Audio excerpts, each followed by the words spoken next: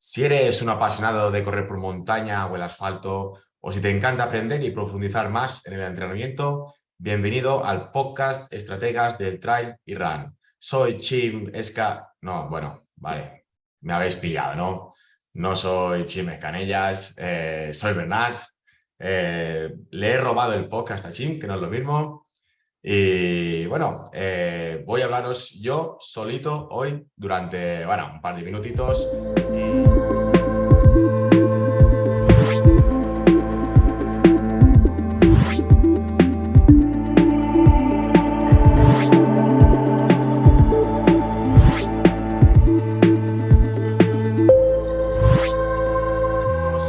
Y yo os quería hablar un poquito, pues, ¿sobre qué? Pues de una cosa bastante loca, ¿eh?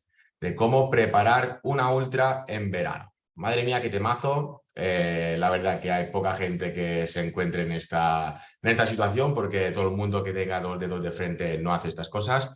Pero bueno, hablando un poquito pues con podcasts anteriores sobre el desentrenamiento, ese es parón el que suele hacer la gente en verano, pues hoy vamos a pasar al otro extremo, ¿eh? Es todo extremo radical, que sería de pasar de no hacer nada en todo el verano a tener que prepararte una ultra en verano. ¿En verano por qué? Pues porque mayormente la tengas en septiembre, octubre y te toque pues los meses de julio y agosto meter toda la carne en el asador y esos meses de máximo volumen, máximo desnivel, muchas horas, pues lidiando lo que se viene siendo con el calor, vacaciones, horarios complicados, mucha vida social que tenemos sobre todo en verano. Y bueno, lo primero de todo quería hablaros un poquito de mí, pues a ver quién es este tío que está hablando hoy en lugar de Chim. Y bueno, yo me llamo Bernat, soy un entrenador de estrategas y en este primer podcast mío en solitario voy a mojarme bastante, voy a hablar un poquito de mis opiniones, de mis pensamientos, de cómo vivo yo el trail y en este caso una ultra, que es específicamente lo que vamos a hablar, de lo que vamos a hablar hoy. Y bueno, queridos oyentes, vamos al lío. Preparar una ultra en verano. ¿Qué tiene de bueno? ¿Qué tiene de malo? ¿Es aconsejable? ¿No es aconsejable? Os voy a dar un par de consejos, un par de cositas técnicas. De hecho, yo estoy metido en este mundillo de preparar una ultra en verano, de ahí el tiempo. Y bueno, como lo vivo en mis propias carnes, el mejor indicado para hablaros de este tema, pues yo mismo. Así que bueno, podríamos hablar de pros y contras de lo que sería preparar una ultra en verano, pero yo creo que es un poquito más complicado todo esto y no os voy a hablar de pros y contras, ni el típico podcast o artículo donde os pone esto es todo lo bueno, esto es todo lo malo de preparar una ultra en verano. Pues no, a ver, preparar una ultra, señores, es duro, sea verano, sea primavera, sea invierno, sea cual sea el momento, hay que meter horas de entrenamiento, hay que meter desnivel, una ultra es una cosa seria. Y yo de aquí hago un llamamiento, por favor, a la cordura de que no preparéis una ultra, o bueno, no os apuntéis una ultra, porque de hecho hacer clic y apuntarte a una ultra es lo más fácil. Paga si estás apuntado. Pero bueno, luego vienen las penas, las preocupaciones y sobre todo riesgos de lesiones, abandonos en competiciones, que esto para un deportista es lo peor. Y bueno, hay que tener las cosas claras mucho antes de apuntarte en la carrera, de lo que supone preparar una carrera de esta envergadura, sea de 50, 60, sean de 100 o hasta unas 100 millas, como tenemos pues, gente bastante loca en estrategas que corre 100 millas, 160 kilómetros.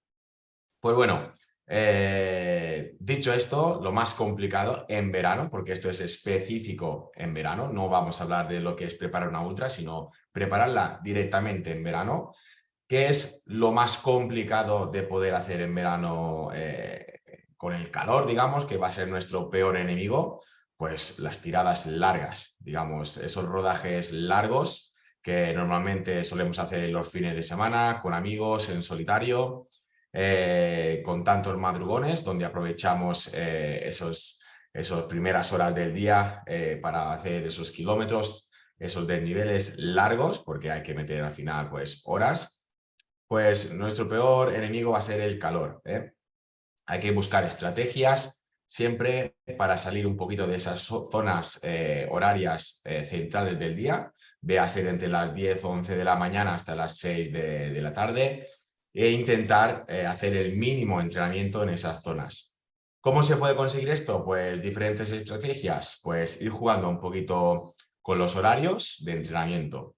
Opciones que tenemos, pues si en invierno, por ejemplo, somos capaces de hacer tiradas largas de 4, 5, 6 horas, esto ya a nivel personal según lo que estés preparando, y no pasa absolutamente nada, dado que si te pilla a las 12 del mediodía, a las 2 del mediodía, tú puedes seguir corriendo, si tienes comida, tienes hidratación, en principio no tiene por qué pasarte nada.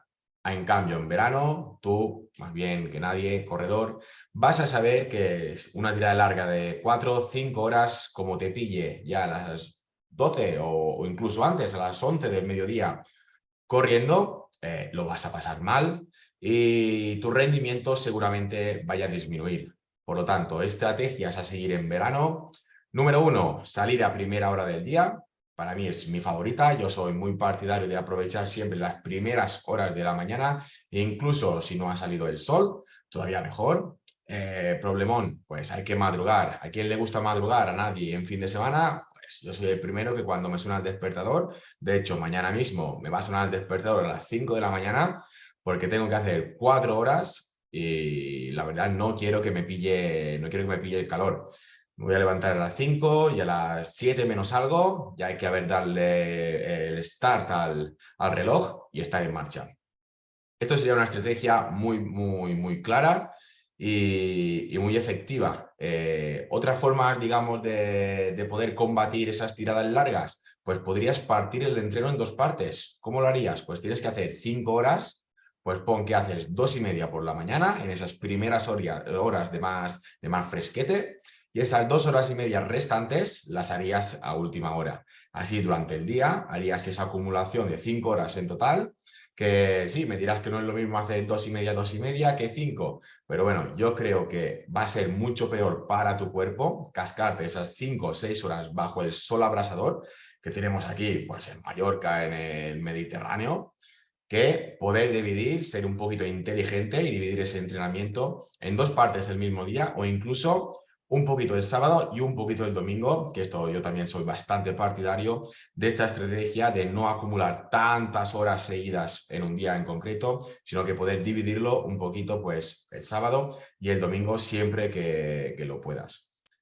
¿Qué problemas tenemos más en verano? Porque al final todos son problemas, cosas a favor vamos a tener poquitas.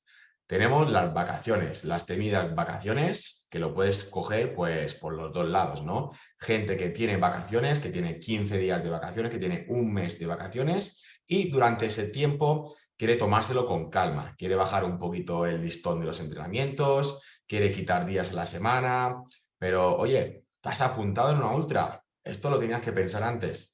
Si estás apuntado en una ultra y tienes vacaciones, yo me lo tomaría todo lo contrario. Es decir, tienes las 24 horas para poder organizarte completamente, para colocar tu vida social, tus descansos, tus ganas de ver una serie en televisión y tus entrenamientos. Es decir, si te organizas bien, si no vas improvisando que te pille el toro, seguro que vas a encontrar una manera de poder sacar todo ese entrenamiento en verano, que son las condiciones más complicadas. En temas de nutrición, en temas de alimentación, de hidratación, al final viene siendo lo mismo. Hay que tener un poquito cuidado que el gasto calórico que puedes tener a altas temperaturas entrenando en verano te puede pasar factura. Cuando, por ejemplo, en invierno, para hacer 2 horas, 3 horas, te bastan 2 o 3 bidones, pues en verano hay que estar al loro, que esos 2 o 3 bidones, donde estos 2 o 3 bidones posiblemente no te basten para cumplir la ruta. ¿Opiniones o consejos que te puedo dar? Pues si en invierno estás cargando 2 bidones en tu mochila, en tu espalda, en verano prácticamente cada entrenamiento tienes que salir ya desde el coche, desde casa, con 3 bidones encima, es decir, 1,5 litros, que da por casualidad que muchas ultras como obligatorio ya te piden llevar esos recipientes desde el inicio de la competición, esos 1,5 litros obligatorio. para asegurarse que ningún deportista pues, va a pasar sed, va a tener problemas de falta de agua. Y sobre todo intentar hacer una ruta que pase por pueblos, que pase por bares, que pase por fuentes, si es en tu caso. Y bueno, intentar estar siempre provisto de agua y de comida en toda la ruta, ya que es bastante probable, es decir, en verano más que en invierno, el hecho de que te pueda pegar una pájara y pasar un mal rato por falta, digamos, de planificación a la hora del entrenamiento. ¿Qué cosas más podemos tener en cuenta en cuanto a material? Pues bueno, intentar ir siempre con ropa muy transpirable, ya que el nivel de sudoración que puede llevar en un entrenamiento en verano es muy alto.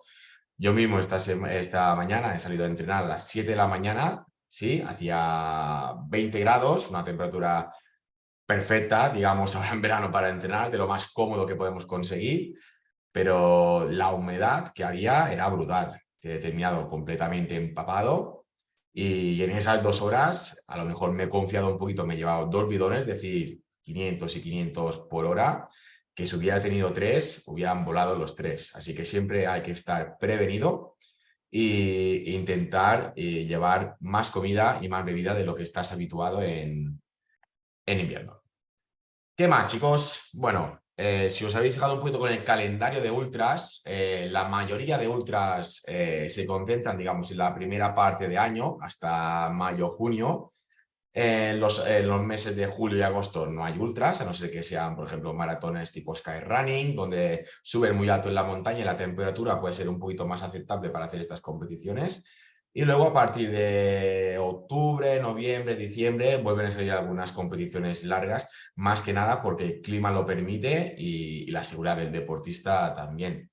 Por ejemplo, aquí en Mallorca tenemos una ultra bastante famosa que se llama la Mallorca 5000 en octubre, que yo la hice el año pasado y me obligó al mes de agosto y septiembre meter el máximo volumen en esos meses complicados, aquí con el calor, con la humedad, pero bueno, con diferentes estrategias que os he comentado anteriormente lo pude sacar. Y este año estoy apuntado en otra ultra en septiembre, es decir, un mes antes de esa Mallorca 5000. La cosa que se me complica otra vez este verano. Julio y agosto me tocan darle caña, pero bueno, yo era consciente de esto. La verdad que a mí el calor me molesta, pero entreno igual. Nunca he parado en verano ni nunca le he visto un problema a esto. Me levanto pronto. De hecho, muchas ultras las vas a correr de noche, cosa que te da mucho juego a hacer algún entreno nocturno, trabajar el correr por la noche, la percepción visual, ponerte el frontal, estar 3-4 horas con el frontal en la cabeza. Y bueno, por ejemplo, hacer una quedada con amigos, con tu club y una quedada nocturna y te lo vas a pasar bien. Es decir, es otra estrategia de poder sumar esas salidas más largas, hacerlas de noche, digamos, porque es específico de la competición que estás preparando. Si vas a correr toda la noche, o por ejemplo en mi caso que voy a empezar a las 2 de la noche, tienes que haber hecho alguna salida nocturna para habituarte a las percepciones que tienes por la noche, a ver si tienes sueño, si no tienes sueño. Y bueno, esto ya es un poquito de trabajo específico de cara a la competición que prepares cada uno. Tú puedes pensar que preparar una ultra en verano quizás sea de locos, pero sin ir más lejos, la última semana de agosto tenemos el famoso UTMB. Es decir, un montón de gente va a ir en esa competición, donde hay distancias más cortitas, pero están los 100 kilómetros y están las 100 millas. Hay que ir preparado. Finales de agosto significa que vas a entrenar julio y agosto, mayor parte del volumen. Ya hay que ir bastante preparado en temas calores, intentar tenerlo también tocado. Es decir, yo siempre os hablo de evitar esas horas centrales, pero al final sí hay que buscar lo específico de la carrera y si tú en una ultra corres 20 horas, 25, 30, 40 horas, en algún momento te va a tocar correr al mediodía. A nivel recuperación, sí que es aconsejable, si puedes evitar correr a las 12 del mediodía, a las 2 del mediodía, no correr siempre a esas horas. Pero si te lo vas a encontrar en competición, al final hay que intentar adaptar un poquito los entrenamientos a lo que te vas a encontrar. Señores, al final hay que buscar ser un poquito coherente. y ser muy realista. Es decir, si a ti te cuesta mucho sacar entrenamientos ya, si cuando las condiciones te son favorables y lo tienes fácil, que el clima te acompaña, ya de por sí tienes dificultades a nivel laboral, a nivel familiar, a nivel social, hay que ser coherente y no tienes que buscar hacer una ultra, que ya de por sí es muy complicado, intentar buscarla pues en otro momento del año, en marzo, en febrero, que te permita estar más tranquilo, no estar pensando, jolines, me he apuntado en esta carrera, la verdad que me apetece hacerla, pero ¿y ahora qué hago con el calor? Esto se tiene que pensar mucho, mucho, mucho, mucho antes y tener las cosas claras. Aquí quería sacar un poquito otro tema que, bueno, la pregunta sería, ¿un corredor de ultra qué pensáis, qué creéis, que nace o se hace? Es decir, hay mucha gente que siente, digamos, la llamada de las 100 millas, 100 kilómetros o el hecho de yo quiero hacer una ultra porque sí quiero hacer una ultra. Yo pienso, y la verdad que lo veo en muchos deportistas que están conmigo, que el mundo del ultra, el mundo del ultra trail, lo tienes que vivir. La verdad que es como un sentimiento, es una forma de ver el deporte, digamos, al máximo exponente, donde llevas el cuerpo al límite en esa competición. Y lo tienes que vivir, te tiene que gustar mucho, no tienes que ser un tío currante, no tienes que pensar en la suerte para mí en estas competiciones no existe, de hecho nunca suelo decir mucha suerte a un corredor que se vaya a enfrentar a una ultra, digamos, las cartas se han echado, la suerte ya está echada durante los meses anteriores a la competición, pues a base de pico y palo, que lo llama yo. A base de trabajo de fuerza, a base de horas, a base de desnivel. La verdad que yo no conozco o hay muy pocos casos de un deportista que le haya ido mal una ultra llegando con los deberes hechos. Si hay que dividir un poquito los motivos de por qué te puede ir mal una ultra, yo los podía dividir en tres puntos. El primer punto sería una mala estrategia de competición, básicamente salir a tope y petar. No sé por qué la gente en las ultras sale como si fueran una carrera de 10 kilómetros y ni mucho más. Al final, pues hay que ser coherente con el ritmo, hay que empezar tranquilo. Tienes 20, 30, 40 horas por delante y si empiezas a tope, pues por supuesto que va a pasarte factura y lo vas a notar. El segundo punto de por qué te puede ir mal una ultra puede ser casi seguro una mala estrategia alimentaria. Es decir, no te has preparado o has fallado o tu estómago no ha sido capaz de asimilar esos carbohidratos, esa comida, digamos, durante el entrenamiento y al final has tenido que abandonar, te has tenido que retirar o tenías pensado en llegar en 10 horas, has llegado en 20, pero al final la alimentación es un factor muy importante y una de las causas de mayor abandonos en la ultra, que por desgracia hay un montón de abandonos en estas carreras. Y un tercer punto sería la gente que llega a esas carreras sin los deberes hechos. Hay que ser consciente que si tienes que correr 100 kilómetros con 5.000 positivos, tienes que tener un entrenamiento acorde a los 100 kilómetros y 5.000 positivos. No te pienses que se vaya a regalar, ni con 2 sesiones a la semana lo vayas a solucionar, que no trabajes fuerza y no vayas a tener alguna posible lesión o algunos calambres. Hay que pasar por todo, no hay que dejar nada al azar. Si puedes tener contacto con fisioterapeutas, nutricionistas, podólogos, todo esto te va a ayudar. Y bueno, al final, una preparación de estas, un viaje, que muchas veces lo puedes combinar con una experiencia a nivel familiar, a nivel de buscar nuevos sitios, desconectar un poquito, pues esto tiene una inversión económica y mover tanto tiempo, perder tanto tiempo de estar con tus seres queridos porque estás entrenando, luego ir ahí y porque por tu falta de preparación no conseguir llegar, pues para mí, sí que es verdad que somos amateurs, lo que tú quieras, pero para mí ir a un sitio y que sea por mi culpa que no consigo ser finisher, a mí me molesta. Es decir, yo no dejo nada al azar nunca, intento sacar al máximo de todo, del entrenamiento, de la nutrición, del descanso y si tiene que pasar algo que pase, pero que no sea por mi culpa. Y bueno, yo para finalizar ya este podcast y no alargarlo mucho más, os quiero animar siempre a seguir entrenando en verano. Si eres un valiente que preparas una ultra en verano, siempre muy importante las horas de entrenamiento, ser consciente de lo que supone a nivel de volumen y horas preparar una ultra en estas condiciones e ir a por ello a muerte. Es decir, tienes que lucharlo, tienes que poner, bueno, mayor meta y conseguirlo. Ir a por ello, cruzar esa meta y te aseguro que la satisfacción cuando lo hayas hecho va a ser muy grande.